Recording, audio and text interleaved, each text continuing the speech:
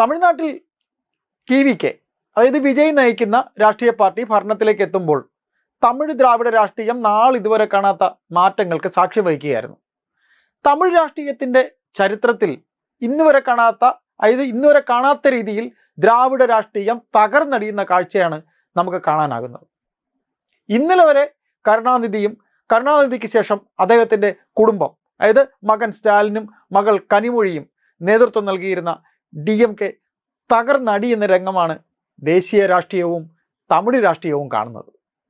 ജയലളിത നയിച്ച AIDMK തമിഴ് രാഷ്ട്രീയത്തിൻ്റെ ചിത്രത്തിൽ പോലും ഇപ്പോഴില്ല.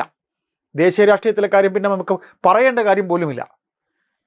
ഇന്നത്തെ TVKക്ക് കഷ്ടിച്ച് ഭരണത്തിലേറാൻ മാത്രം പോലും സീറ്റ് ഇല്ലായിരുന്ന അവസരത്തിലാണ് തമിഴ്നാട്ടിൽ വിജയ് മുഖ്യമന്ത്രിയാകാൻ, അതായത് TVK നയിക്കുന്ന മുന്നണിയെ ഭരണത്തിലേറ്റാൻ അതുവരെ ഉണ്ടായിരുന്ന എല്ലാ രാഷ്ട്രീയ സമവാക്യങ്ങളും മറന്നുകൊണ്ട് കോൺഗ്രസ് INDA മുന്നണിയെ വിട്ട് തമിഴ്നാട്ടിൽ ആ ബന്ധവും ഉപേക്ഷിച്ച് TVK പിന്താങ്ങിയത്. അതുപോലെ തന്നെയായിരുന്നു ഇടത് രാഷ്ട്രീയ കക്ഷികളും, CPM-ഉം CPI-യും ഒക്കെ അങ്ങനെ തന്നെയായിരുന്നു.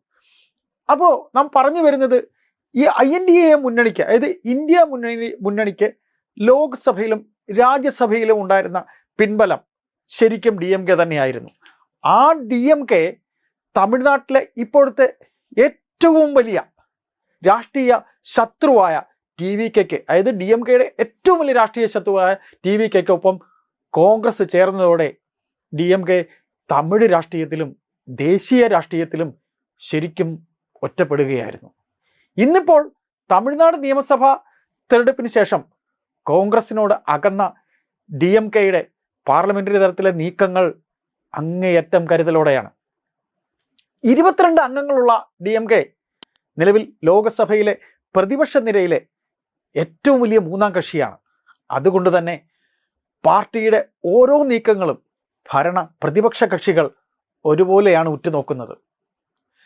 വനിതാ സംവരണവും മണ്ഡല പുനർനിർണയവും സംബന്ധിച്ച ഭരണഘടനാ ഭേദഗതി നടപ്പിലാക്കിയെടുക്കാൻ ആവശ്യമായ 2/3 ഭൂരിപക്ഷത്തിന് പ്രതിപക്ഷ പാർട്ടികളെ പിളർത്തുന്നത് അടക്കമുള്ള തന്ത്രങ്ങൾ BJP ശക്തമാക്കിയിരിക്കുകയാണ്.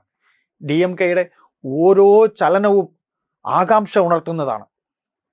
ഇന്ത്യ സഖ്യത്തിൻ്റെ നിലപാടുകളെ പിന്തുണയ്ക്കാതിരിക്കുമ്പോഴും, ഇന്ത്യ സഖ്യത്തിൻ്റെ നിലപാടുകളെ ഈ പറയുന്ന രീതിയിൽ DMK പിന്തുണയ്ക്കാതിരിക്കുമ്പോഴും വർഷകാല സമ്മേളനത്തിൽ ഇതുവരെയും DMKയിൽ നിന്ന് ഭരണപക്ഷ അനുകൂല നിലപാടുകൾ ഉണ്ടായിട്ടില്ല. അത് നമ്മൾ ഏറ്റവും കൂടുതൽ ശ്രദ്ധിക്കണം.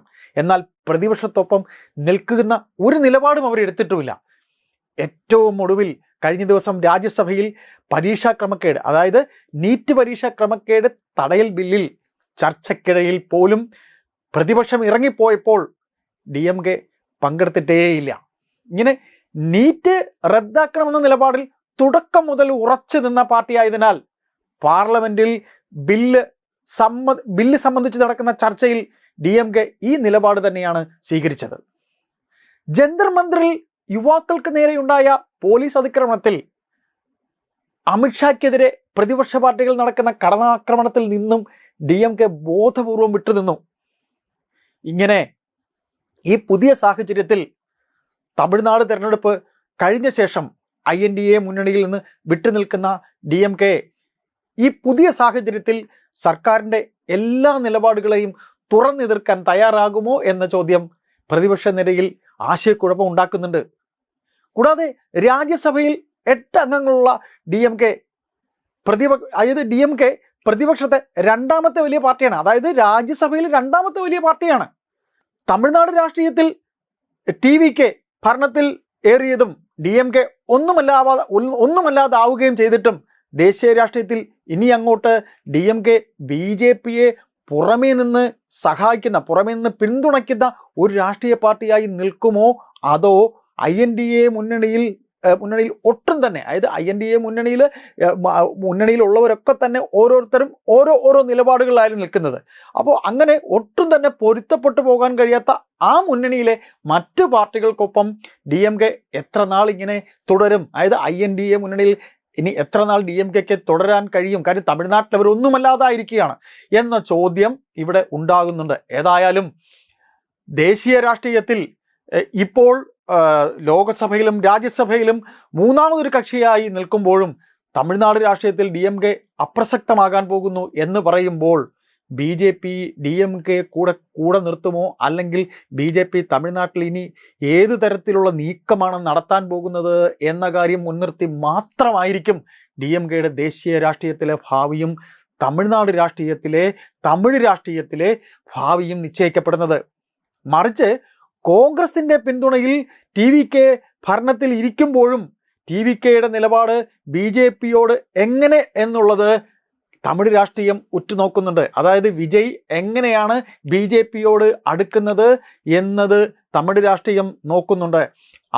അതുപോലെ ദേശീയ രാഷ്ട്രീയവും TVKയുടെ ഈ പറയുന്ന രീതിയിൽ BJPയോടുള്ള അടുപ്പം എങ്ങനെയെന്ന് നോക്കുന്നുണ്ട്. അപ്പോൾ നാം തുടക്കത്തിൽ പറഞ്ഞതുപോലെ തന്നെ വീണ്ടും നമുക്ക് പറയാനുള്ളത് ഒന്ന് മാത്രം, ലോകസഭയിലും രാജ്യസഭയിലും DMK ഏത് നിലപാടാണ് എടുക്കുന്നത് എന്ന് BJPയും കോൺഗ്രസും, അതായത് ഭരണപക്ഷവും പ്രതിപക്ഷവും വളരെയധികം ഉറ്റുനോക്കുന്നുണ്ട്. 2027 അതായത് ഈ ലോകസഭ ഇനി പല നിയമസഭാ തിരഞ്ഞെടുപ്പുകളും നടക്കാനുണ്ട്. അപ്പോൾ ഇനി വരാൻ പോകുന്ന ലോകസഭാ തിരഞ്ഞെടുപ്പിൽ എങ്ങനെയായിരിക്കും DMK അവരുടെ നിലപാടെടുക്കാൻ പോകുന്നത് എന്ന കാര്യം ദേശീയ രാഷ്ട്രീയം ഉറ്റുനോക്കുന്നുണ്ട്. ഈ അവസരത്തിൽ നമ്മൾ എടുത്തു പറയേണ്ട മറ്റൊരു കാര്യം, തമിഴ് രാഷ്ട്രീയത്തിൽ ദ്രാവിഡ രാഷ്ട്രീയം പോലെ തന്നെ ഉള്ള മറ്റൊരു പാർട്ടി ആയിരുന്നു, അതായത് മറ്റൊരു നേതാവായിരുന്നു. അതായത് ദേശീയ രാഷ്ട്രീയത്തിലും തമിഴ് രാഷ്ട്രീയത്തിലും ശ്രദ്ധിക്കപ്പെട്ടുള്ളത് ദ്രാവിഡ രാഷ്ട്രീയം എന്ന രീതിയിലായിരുന്നു. ഇപ്പോഴും സ്റ്റാലിൻ പറയുന്നത് ദ്രാവിഡ രാഷ്ട്രീയം തമിഴ്നാട്ടിൽ ഉണ്ട് എന്നാണ്. അത്തരത്തിലാണ് ഈ പറയുന്ന രീതിയിൽ അണ്ണാമലൈ എന്ന ഒരു പുതിയ നേതാവിനെ BJP രംഗത്തേക്ക് കൊണ്ടുവന്നതും BJP അണ്ണാമലയെ അവിടെ അവതരിപ്പിച്ചതും.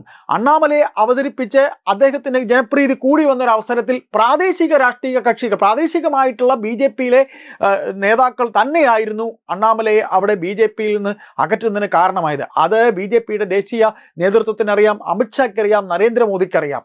അപ്പോൾ ആയതുകൊണ്ട് തന്നെ ഇനി അങ്ങോട്ടുള്ള പോക്കിൽ ദേശീയ രാഷ്ട്രീയത്തിൽ DMK ഒന്നുമല്ലാതാകുമ്പോൾ തമിഴ്നാട് രാഷ്ട്രീയത്തിൽ BJP പയറ്റാൻ പോകുന്ന മറുതന്ത്രം അണ്ണാമലയെ വെച്ചാണോ, അണ്ണാമലയെ കൊണ്ടൊരു പ്രാദേശിക പാർട്ടി ഉണ്ടാക്കി അണ്ണാമലയിലൂടെ BJP അവിടെ തമിഴ് രാഷ്ട്രീയത്തിൽ വളരാൻ ശ്രമിക്കുകയാണോ എന്നും ദേശീയ രാഷ്ട്രീയവും തമിഴ് രാഷ്ട്രീയവും ഉറ്റുനോക്കുന്നുണ്ട്.